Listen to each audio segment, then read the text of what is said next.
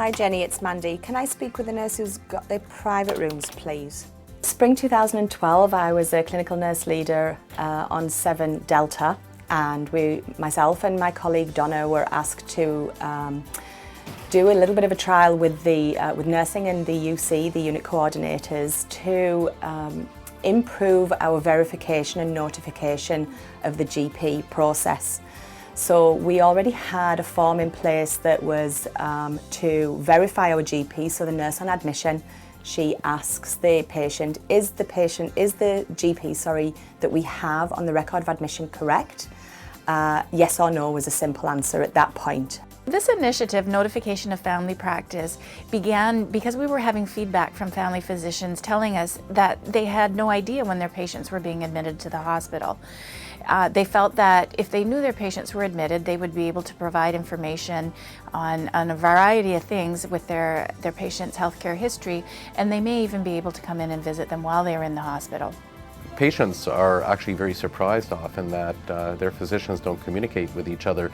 Now, this is sometimes between the primary care physician and the specialist in the community, but often it's when the patient moves from their community situation into acute care.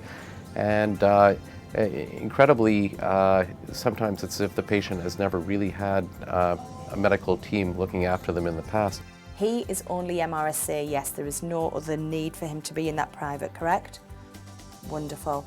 Certainly from my role in Access, that we aim for a discharge date basically as soon as the patient has been admitted. If they are a complex patient, if there are more complexities and we know that they are involved heavily with their primary care provider, their GP, it's imperative that we can contact them as early on in their stay just to ensure that the treatment plan that is perhaps changed with us in acute care is then disseminated appropriately back out into the community. So early engagement of the GP is imperative for the patient.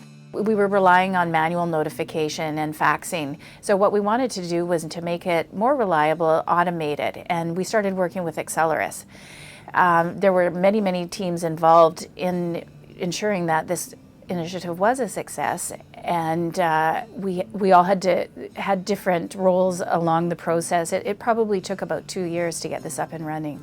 The ability for family doctors to connect to the inpatient side at Providence is absolutely critically important.